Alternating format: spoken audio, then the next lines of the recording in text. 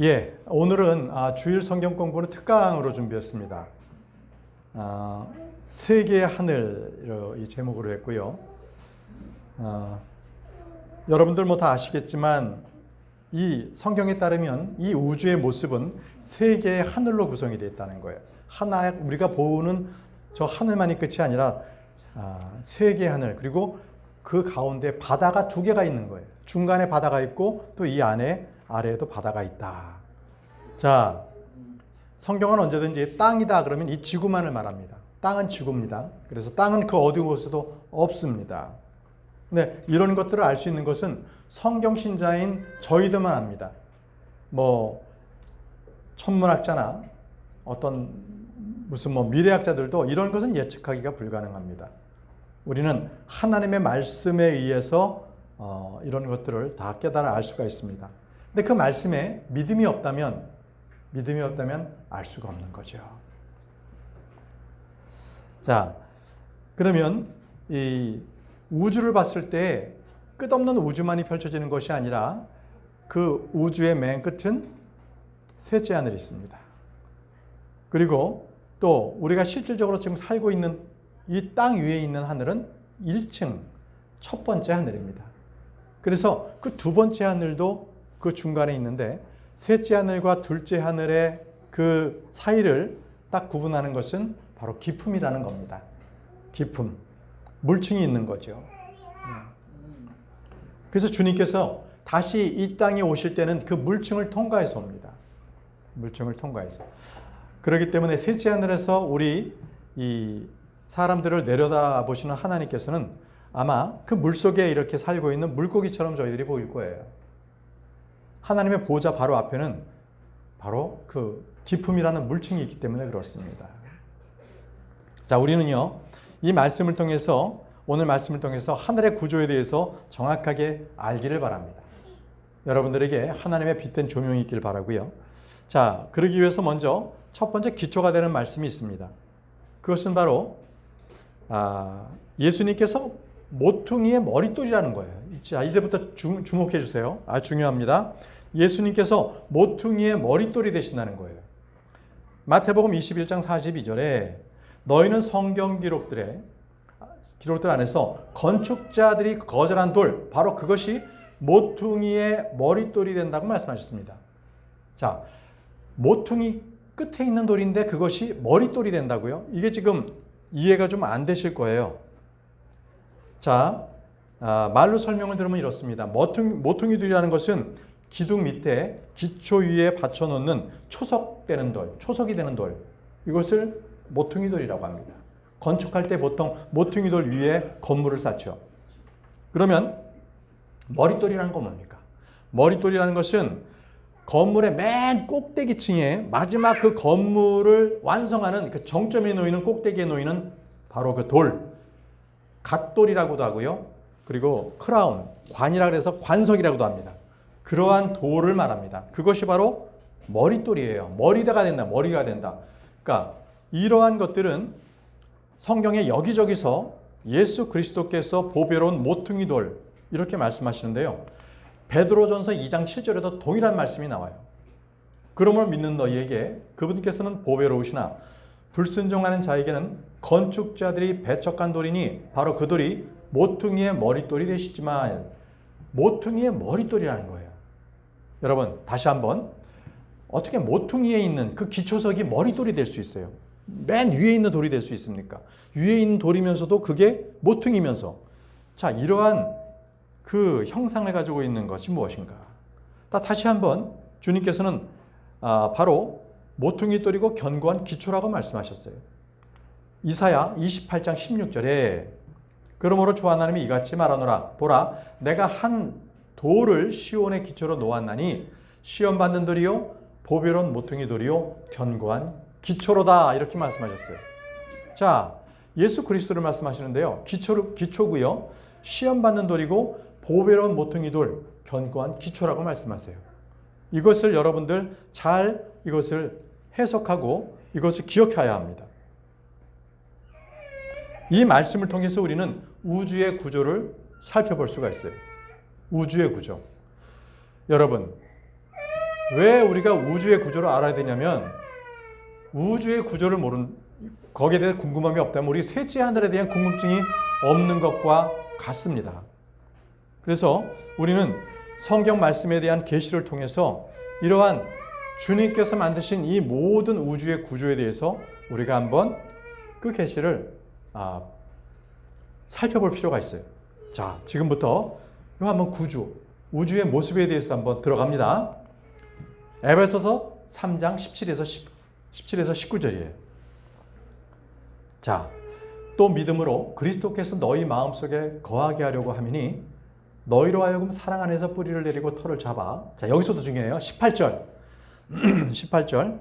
그 너비와 길이와 높이가 무엇인지, 너비, 길이, 깊이, 높이가 무엇인지 모든 성도들과 함께 깨달을 수 있게 하려 함이라. 이게 18절이고요. 19절은 그리고 지식을 초월한 그리스도의 사랑을 알게 함으로써 너희가 하나님의 충만한 하심으로 채워지도록 하려 함이라. 여러분, 여기서 지금 사도 바울이 너희들이 알기를 원한다고 기도하는 게 두 가지가 나옵니다. 하나는 바로 18절이에요. 18절에 너비와 길이와 깊이와 높이, 그것이 무엇인지 너희가 깨달아서 알기를 원한다 그랬고요. 두 번째 19절에 나와요. 두 번째 알기를 원하는 것은 그리스도의 사랑이 얼마나 그것이 충만한지, 지식을 초월한 그리스도의 사랑을 너희가 알기를 원한다. 이 두 가지를 알기를 원하는 거예요. 근데 보통은 이 말씀을 깨닫지 못하면 그리스도의 사랑의 그 너비와 넓이와 깊이와 높이가 무엇인지 깨달아라 이렇게 하는데 그게 아니에요. 그거 아닙니다. 분명히 사도 바울은 기도하기를 분명히 무엇인가 너비, 길이, 깊이, 높이가 있는데 그것을 깨달아야 되는 거고, 두 번째가 바로 지식을 초월한 그리스도의 사랑을 너희들이 알기를 바란다. 이렇게 두 가지를 성도들이 알기를 바랬던 거예요. 자, 이제 여러분들, 우리가 모형으로 봤을 때 어떤 것이 너비와 길이와 깊이와 높이가 나타날 수 있는 게 뭐가 있겠습니까? 정사각형? 아니에요. 정사각형은 높이가 있지만 그것이 깊이랑 똑같은 말이 되게 되면 안 됩니다. 어떤 모양이 돼야만 너비, 길이, 깊이, 높이가 다 나타날 수 있나요? 보십시오. 주님께서 여러분들에게 계시를 주길 원하세요. 피라미드입니다. 이 피라미드만이 여러분 밑에 가로 세로가 바로 너비, 그죠? 너비가 되는 거예요. 길이가 되는 거고요. 그리고 높이는 이 사각지인데 밑에서부터 경사진거 저 위까지가 높이입니다. 깊이는요, 저 위서부터 바닥까지 피라미드를 관통하는 바로 그 안쪽에 있는 그러한 높이. 이래서 피라미드만이 너비, 길이, 깊이, 높이를 다 재현할 수가 있는 거예요. 그 어떤 도형도 이런 모습이 나타날 수가 없는 겁니다. 그러면 이 부분을 일단 사도 바울은 너희들이 알기를 원한다고 했는데, 이 우주의 구조는요 특이해서 하나님께서는, 우리 사람들은 집을 지면 바닥부터 짓잖아요. 바닥부터 기초를 쌓아 올라가잖아요. 근데 하나님은 그렇지 않아요. 지구를 허공에 매다셨어요. 욥기에 나옵니다. 그러면 이 우주도요 허공에 매다신 거예요. 다시 말씀드리면 이 우주의 모습은 위에서부터 아래로 지어져 내려오는 거예요. 그래서 자, 여기 보세요. 맨 위에 있는 이 부분이 바로 머릿돌입니다. 머릿돌이면서도 바로 주님께서 바로 모퉁이돌이 되시는 거예요. 자, 모퉁이는 여기 끝에 모서리가 있는 데가 다 지금 모퉁이돌이 될 수 있어요. 저 위도 모퉁이돌이에요. 그런데 머릿돌이 될 수 있는 것은 단 하나, 맨 위에입니다. 맨 위에 있는 부분만이 머릿돌이 될 수 있는 거예요. 그럼 그것이 어디예요? 우리가 가고자 하는 셋째 하늘입니다. 앞으로 이것이 셋째 하늘이 저 꽃게 북쪽에 있는 하늘, 바로 저기가 하나님의 왕자가 있는 곳입니다. 보좌가 있는 곳이 바로 저 부분인데 저 끝부분이 바로 머릿돌이요 모퉁이돌이 되는 겁니다. 그러면 그 아래는 뭐가 나올까요? 바로 그 부분은 기품이에요. 물층, 바다가 있는 겁니다. 그 물층 바로 안에 뭐가 있어요? 둘째 하늘이 있는 거예요. 둘째 하늘이 있는 겁니다. 둘째 하늘의 중간에 바로 거기에 해, 달, 별, 그렇게 있고요. 그 안에 작게 지구가 있는 겁니다. 우주 안에 지구가 있는 거예요. 근데 그 지구는요, 둥글게 해서 바로 지구의 바로 위에 바로 첫째 하늘이 있을 수 있고요. 또 유대인들은요, 예전에 바로 이렇게 모형에다가 평평하게 해서 거기에 타원으로 해서 돔으로 해서 그것을 지구의 모양으로 형상하기도 했어요. 자, 어쨌든 지구 밑에 맨 밑에는 뭐가 있냐면요.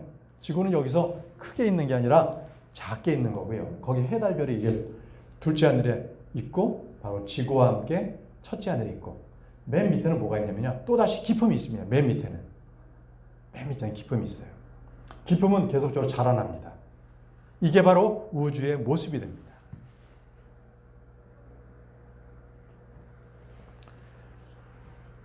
높이나 깊이 이게 다 하나님의 창조물이라는 거예요. 보세요. 잠언 25장 3절에 하늘의 높이와 땅의 깊이와 왕들의 마음을 헤아릴 수 없느니라라고 했죠. 분명히 솔로몬은 하늘의 높이, 땅의 깊이에 대해서 언급하고 있습니다. 또 로마서 8장 39절에는요. 높음이나 기쁨이나 어떠한 다른 창조물이라도 라고 했죠. 자, 높음, 기쁨 이 모든 것들이 창조물이라는 거예요. 창조물. 저 하늘에 있는 높이 있는 것들이 창조물이고요. 또 그 기품이라는 바다가 저 위에도 있고 아래도 있어요. 좀 이따 말씀드리겠는데 바로 그러한 것들이 다 창조물이라는 겁니다. 창조물이다. 자, 이제 개괄적인 어떤 그 우주의 모습을 말씀드렸다면 이제는 구체적으로 셋째 하늘에 대해서 말씀드리겠습니다. 셋째 하늘. 자, 창세기 1장 6절에서 8절 말씀입니다. 그리고 하나님께서 말씀하시기를 물들 가운데 하나의 궁창이 있으라. 그래야 그것은 물들에서 물들을 나누라 하셨느니라. 그런즉 하나님께서 궁창을 만드셨고 궁창은 뭐예요? 물들과 물들을 나누기 위해서 궁창을 두신 겁니다. 궁창 아래에 있는 물들은 궁창 위에 있는 물들로부터 나누셨더라.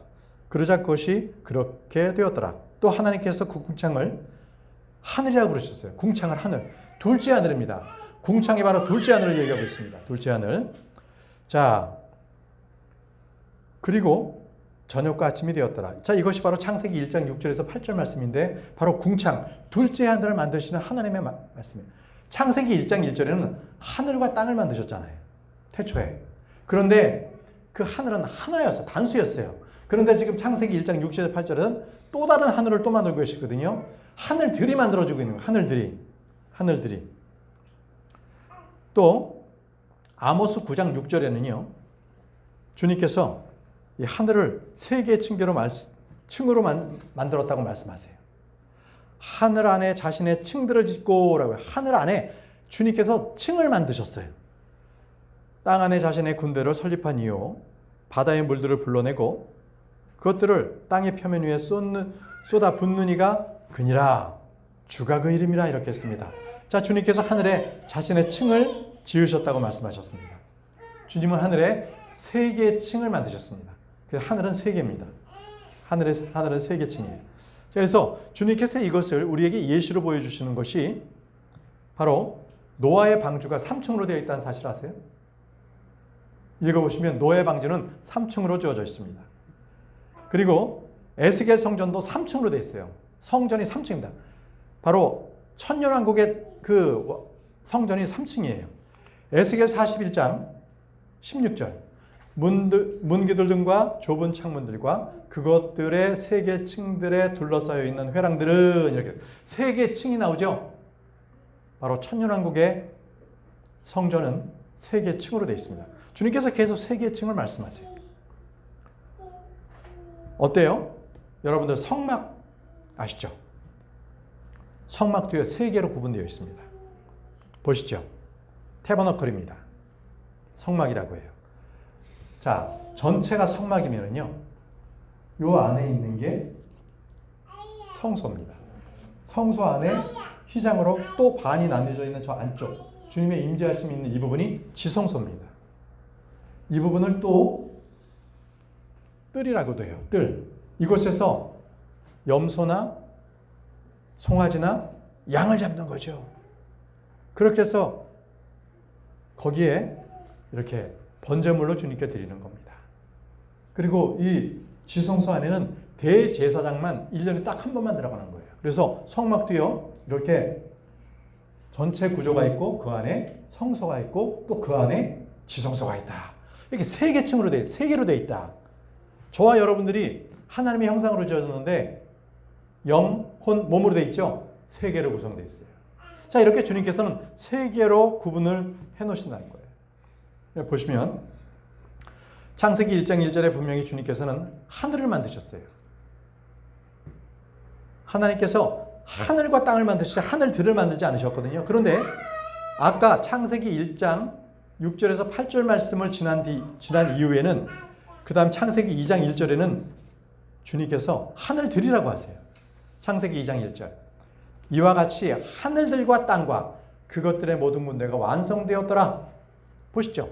이제는 주님께서 창세기 1장 6절에서 8절에 하늘을요, 궁창을 나누시면서 둘째 하늘을 만드셨어요. 그러면서 하늘들을 만드신 거예요.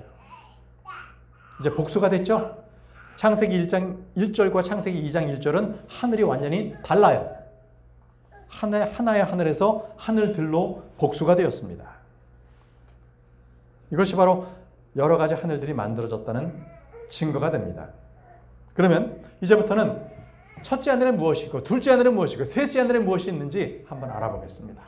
자, 첫째 하늘 여러분들 아시죠? 우리가 살고 있는 이 대기권, 공중에 새가 날아다니고 구름이 있고 비가 내리고, 자, 바로 이것이 바로 첫째 하늘이라고 합니다. 자, 첫째 하늘 그렇고요. 둘째 하늘은요. 둘째 하늘은 좀 성경에서 그렇게 크게 기뻐하지 않습니다. 왜입니까? 그것에는 악한 마귀가 둘째 하늘에 살고 있습니다. 다시 말씀드리면 우주, 그 별들이 있는 곳, 해와 달이 있는 바로 그 지층에, 그 하늘에 바로 정사와 권세자들이 거기에 살고 있어요. 거기에. 에베소서 보십시오. 에베소 6장 12절. 이는 우리가 살과 피를 대적하여 맞붙어 싸우는 것이 아니요 오직 정사를 대적하고, 정사, 권능들을 대적하여 이 어둠의 주관자들을 대적하고 높은 곳들에 있는 영적 사악함을 대적하여 맞붙게 싸우기 때문이라. 자, 우리의 싸움은요, 영적 사악함인데 바로 그 정사, 권능, 어둠의 세력들, 주관자들, 영적 사악함 다 어디 있어요? 둘째 하늘에 있어요, 이들이. 둘째 하늘에 이들이 있는 겁니다. 그래서 이 영적, 이 악한 세력들이요, 이 다니엘에도 나와요. 다니엘이 21일 동안 기도를 했는데 천사 가브리엘이 셋째 하늘에서 바로 첫째 하늘로 이렇게 내려오는 것을 바로 그 어둠의 이 권세자들이 가브리엘을 잡고 안 놔주는 거예요. 자, 그 말씀은 다니엘 10장 13절에 있습니다. 다니엘 10장 13절. 그러나 페르시아 왕의 통치자가 21일 동안 나를 대항하였도다. 그러나 보라, 최고 통치자들 중 하나인 미카엘이 나를 도우러 왔더라. 자, 가브리엘이 못 가고 바로 어둠의 권세를 잡은 자들을 둘째 하늘에서 딱 거기서 막혀 있었을 때에 천사, 바로 미카엘이, 천사장이 그를 도우러 왔다는 거예요. 그래서 21일 이후에 너의 기도를 내가 알려주러 왔다는 거예요. 이게 다니엘에 나옵니다. 그러니까 지금 여기서 말씀하시는 것처럼 둘째 하늘은 누가 살아요? 영적 존재들이 살고 있어요. 지금 영적 존재들. 그래서 이 영적 존재들이 살고 있는 이 하늘을 지을 때, 만드실 때 하나님께서는 기뻐하심이 없었습니다. 창세기 1장 8절. 창세기 1장 8절. 또 하나님께서 그 궁창을 하늘이라 부르셨더라. 그 궁창이 뭐예요? 둘째 하늘. 어둠의 권세가 살고 있는 저 우주. 그리고 그 저녁과 아침이 둘째 날이었더라. 자, 주님께서는 이렇게 하루하루를 다 기뻤더라, 좋았더라 말씀하셨지만, 이렇게 이 궁창을 만드신 날에는, 이 둘째 날에는 기뻐하셨는 말씀이 딱 이 구절에만 없습니다. 보기에 좋았더라라는 말씀이 없다는 거죠. 그래서 이 둘째 하늘이 주님께서 보시기에 좋지 않았다는 것은 욥기에도 나옵니다. 욥기 15장 15절입니다. 보라, 그분은 자신들의 성도에게 전혀 신뢰를 두지 아니하시느니라. 진정 하늘들도 그분의 목전에 깨끗하지 아니하리라. 자, 하늘들도 그분의 목전에 깨끗하지 않다는 건 뭐예요? 둘째 하늘에 바로 영적 사악함들, 그 권세 잡은 권능들이 살고 있기 때문에 주님은 둘째 하늘이 깨끗하게 여기지 않으셨고 둘째 하늘을 지을 때도 기뻐하지 않으셨습니다. 자, 이제 이 하늘에서 나중에 대환란 때는요, 전쟁이 있습니다. 저 우주 공간에서 전쟁이 있어요. 계시록 12장 7절에서 8절. 계시록 12장 7절에서 8절. 그리고 하늘에 전쟁이 있었더라. 미카엘과 그의 천사들이 그 용은 누구예요? 사탄을 대적하여 싸웠고 그 용과 그의 천사들도 싸웠는데 승리하지 못하였으며 그들의 처소들도 더 이상 하늘에서 발견되지 아니하였더라 라고 했습니다. 자, 여기서 둘째 하늘에서 지금 전쟁이 벌어졌습니다. 자, 미카엘과 그의 천사들과 그리고 용과 그의 천사들이 싸웠는데 미카엘이 이겼어요. 그래서 이 용과 그의 천사들이 어디로 쫓겨나오냐면 땅으로 쫓겨나옵니다. 땅으로 밑으로 쫓겨나면서부터 대환란이 더 극심해지기 시작하는 거예요. 네. 자, 이 둘째 하늘이 바로 마귀의 처소였다는 걸 우리가 알 수 있어요. 마귀의 처소. 마귀의 처소가 둘째 하늘이었다가 이제 대환란에 쫓겨나서 이 땅으로 내려오는 거죠. 자, 주님께서도 말씀하셨어요. 앞으로 그들이 이제 지금은 둘째 하늘에 있지만 분명히 그들이 떨어지는 것을 하나의 예시로 말씀하셨는데요. 누가복음 10장 18절. 그들이 병든 자를 쫓아내고 마귀를 쫓아냈습니다. 그러자 주님께서 이렇게 말씀하셨죠. 그러자 그분께서 그들에게 이같이 말씀하셨느니라. 사탄이 하늘에서부터 번개같이 떨어지는 것을 내가 보았노라. 사탄이 어디 살고 있어요? 하늘에. 둘째 하늘에 사탄이 살고 있다는 겁니다. 이렇게 주님께서 사탄이 지금 어디에 살고 있는지를 말씀해 주셨습니다. 물론 사탄은요, 땅에도 있고 둘째 하늘에 있고 자유롭게 왕래합니다. 그러나 셋째 하늘은 못 가요. 왜요? 둘째 하늘과 셋째 하늘 사이에 뭐가 있어요? 깊음, 물층이 있기 때문에 물을 통과하지 못합니다. 그러면 의문이 하나 생길 거예요. 욥기에 보게 되면요, 분명히 사탄이 다른 천사들과 함께 주님 앞에 나타났다 그랬거든요. 그것은 죄송합니다. 욥이 아니라 마귀가, 사탄이 주님 앞에 나타났다고 하는데, 나타난 것은 그가 완전히 셋째 하늘로 들어가는 것이 아니라 바로 셋째 하늘 바로 앞에 있는 그 물층 거기서 하나님을 아련한 거예요. 그렇게 우리는 그것을 예측할 수가 있는 거죠. 자, 이제 둘째 하늘과 셋째 하늘 사이에는 거대한 물층이 있다. 그것을 기쁨이라고 한다. 그것을 우리는 배웠습니다. 다윗도요, 이 시편에 이렇게 고백했는데요. 시편 148편 4절입니다. 여러분도 시편을 잘 읽어보시면 시편은요, 첫 번째는 바로 첫째 하늘을 말하고요. 또 지금 우리가 읽는 것은 둘째 하늘을 말하고요. 그 뒤에는 첫째 하늘, 그러니까 죄송합니다. 셋째 하늘, 둘째 하늘, 첫째 하늘 순으로 기록되어 있는 게 시편 148편입니다. 나중에 한번 읽어보세요. 자, 지금은 시편 148편 4절만 보겠습니다. 너희 하늘들의 하늘아, 너희 하늘들 위에 있는 물들아. 여기서는 하늘들은 둘째 하늘입니다. 둘째 하늘 얘기하고 있어요. 그분을 찬송하라 라고 했습니다. 여기 있는 이 하늘들에 있는 이 물은요, 바로 노아의 홍수 때에 쏟아졌던 그 물들입니다. 엄청난 물입니다. 엄청난 물입니다. 이 세상을 덮고도 남는 그러한 엄청난 물이 되는 거죠. 그런데 여러분, 그 물층에 바로 사탄이 살고 있는 거예요. 용들이 살고 있다는 거예요. 성경에 나옵니다. 바로 둘째 하늘 위에 있는 그 물층에 용들이 살고 있는 거예요. 시편 74편 13절. 당신께서 당신의 힘으로 바다를 나누셨나이다. 이 바다는 지금 땅에 있는 바다가 아닙니다. 저 둘째 하늘 위에 있는 바다를 얘기합니다. 당신께서 물들 속에서 용들의 머리를 부으셨나이다. 용들의 머리를 부으셨어요. 그래서 여기 시편 74편 14절에는요, 그 붓은 그것을 가루를 내서 누구에게 먹을 걸 줬어요? 광야에 있는 이스라엘 백성들에게 먹을 것을 줬어요. 이 먹을 것은 천사들의 양식이에요. 그럼 여러분, 광야에서 이스라엘 백성들이 먹었던 게 뭐예요? 만나가 내려왔잖아요. 만나. 바로 이것을 용들의 머리를 부수시고 그것을 이스라엘 백성들의 광야에서 먹을 거리로 주신 겁니다. 그것이 만나예요. 여러분들께서 이거 이렇게 여러 가지 말씀이 나오는 것에 대해서 여러분들은 그것을 쭉 한번 좀 다시 한번 가셔서 집에 가시면 또 리뷰를 한번 해보시기 바랍니다. 자, 시편 148편 7절입니다. 여기에는 땅에서부터 주를 찬송하라. 너희 용들아 모든 기품들아라고 있습니다. 용들이 있는 곳이 바로 기품입니다. 기품 속에 바로 용들이 살고 있는데 그것은 둘째 하늘 위에 있는 바로 그 기품을 말합니다. 물층을 말하고 있습니다. 이것은 현대 과학이 우리에게 가르쳐주지 않습니다.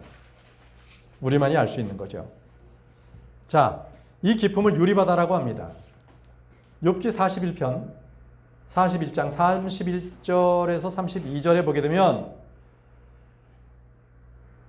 그가 기품을 냄비처럼 끓게 만드는도다. 리오야단이 그렇습니다. 그가 바다를 향유가든 항아리처럼 만드는도다. 그가 자기 뒤에 행로를 빛나게 만드나니 누군가 기품을 뭐라고 말한다고요? 백색이라고 말한다고요. 기품이 백색이다. 꼭 얼어붙은 것처럼 백색이라는 거죠. 자, 그래서 욥기에는요. 기품의 표현이 얼어있다라고 표현하고 있습니다. 욥기 38장 30절. 물들을 돌로 숨긴 듯 숨겨졌고 기품의 표면은 얼어있느니라. 자, 백색, 얼어있다. 자, 연관되죠? 이것을 유리바다라고 표현합니다. 유리바다. 계시록 4장 6절. 그리고 그 보호자 앞에 하나님의 보호자 앞에 수정 같은 유리바다가 있더라. 바로 셋째 하늘 바로 아래 기품이 있는 겁니다. 바다가 있는 겁니다. 그것이 바로 유리바다라고 합니다. 얼어있는 것 같은 것, 백색인 것 이렇게 보이는 거죠. 또 계시록 15장 2절에도요. 불이 섞인 유리바다라고 표현했습니다. 불이 섞인 유리바다. 이것은 바로 주님의 보호자 앞에 있는 바로 그 기품을 말하고 있습니다. 자, 여러분 지금 이렇게 우리는 셋째 하늘과 둘째 하늘의 중간에 있는 그 기품, 바다에 대해서 우리가 지금 살펴봤습니다. 이제는 마지막으로 셋째 하늘에 대해서 우리가 잠깐 살펴보고 마치도록 하겠습니다. 자, 셋째 하늘 우리가 이제 가야 될 곳입니다. 가야 될 곳입니다. 자, 이 셋째 하늘을 갔다 온 사람이 있습니다. 그것은 바로 고린도후서 12장 4절 6절입니다. 바로 사도 바울이 이렇게 고백해서 14년 전에 내가 그리스도 안에 한 남자를 알았노라. 몸 안에 있었는지 내가 분간할 수 없고 아니면 몸에서 빠져나왔는지 내가 분간할 수 없으나 하나님께서 아시느니라. 이러한 사람이 셋째 하늘로 붙들려 올라갔느니라. 낙원으로 올라간 거예요. 뭡니까? 사도 바울 자신이 루스드라에서 돌에 맞아서 그가 잠시 죽어 있었던 겁니다. 그때 그가 몸에서 빠져나왔는지 분간할 수가 없었어요. 혼이 나간 거예요. 혼이 빠져나가서 셋째 하늘로 갔다 온 겁니다. 이렇게 지금 셋째 하늘이 지금 하늘에 있다는 것을 알게 됐고요. 그리고 그 셋째 하늘에는 저와 여러분들이 그토록 소망하는 주님이 계시고 우리가 거기서 거해야 할 맨션이 거기 있습니다. 저택이 거기 있습니다. 저택이. 요한복음 14장 2절에서 3절에 보게 되면 나의 아버지 집에는 많은 저택들이 있느니라. 만일 그렇지 아니하였더라면 내가 너에게 알려주었으리라. 나는 너희를 위하여 한 처소를 예비하러 가노라라고 했습니다. 여기서 많은 저택, 맨션이라고 했잖아요. 그런데 개역개정에서는 그냥 한 룸, 원룸처럼 말하면 안 되는 거죠. 저택입니다. 저택, 맨션입니다. 큰 저택을 우리에게 한 채씩 주님께서 다 준비해 놓으셨습니다. 새 예루살렘에서 그렇습니다.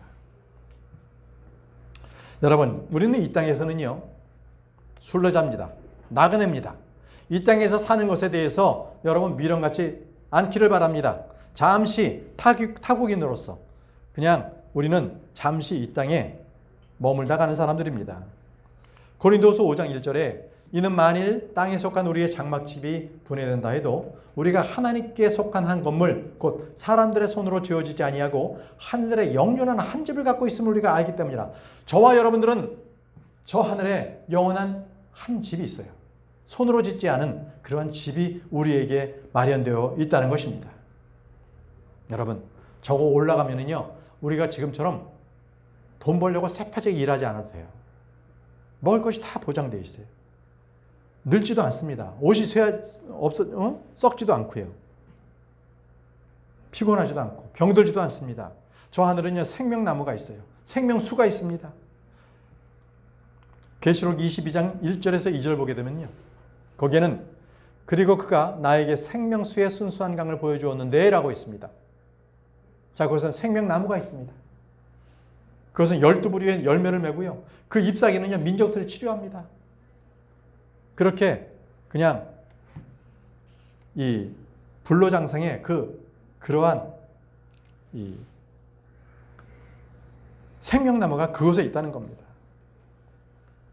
그곳에는 모든 거리가 정금으로 되어 있습니다. 해와 달이 필요 없는 완벽한 조명이 비치고 있어요. 주님의 영광인 거죠. 또 하나는 거긴 죄인이 없습니다. 다 예수 그리스도로 옷 입고 의인들만 살고 있는 바로 그곳입니다. 여러분, 그곳에는 사망도 없습니다. 죽음도 없어요. 의와 화평만이 거하는 곳입니다. 자, 그곳에는 우리가 셋째 하늘에서는 주님을 얼굴과 얼굴을 맛보게 됩니다. 계시록 22장 3, 4절에 그분의 얼굴을 볼 것이요 그분의 이름이 그들의 이마 안에 있으리라라고 말씀하셨습니다. 우리는 주님의 얼굴을 맛보게 될 것입니다. 지금은 우리가 유리를 통해서 주님을 보고 있는 거죠. 그러나 그때는 주님을 얼굴과 얼굴을 맛보게 되는 거죠. 우리가 그런 곳에 우리가 주님을 만납니다.